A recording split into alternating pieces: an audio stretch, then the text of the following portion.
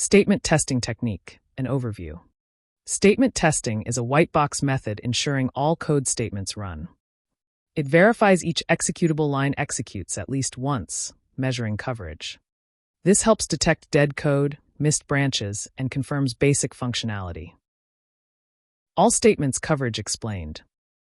Achieve 100% coverage by executing every line in tests. Coverage is measured as the number of statements exercised by the test cases divided by the total number of executable statements in the code, and is expressed as a percentage. Design targeted tests by analyzing source code thoroughly. Coverage alone doesn't find all logical or semantic errors. Example 1. How many test cases for this code? Read A. Read B. If A greater than B. Print A is greater than B. Else. Print B is greater than A. End if. One test case where A greater than B executes the if block. One test case where A equals B executes the else block. Minimum number of test cases for statement coverage, 2. Example 2. Read P. Read Q. If P plus Q greater than 100 then. Print large. End if.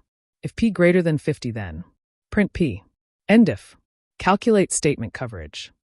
To calculate statement coverage, find out the shortest number of paths following which all the nodes will be covered.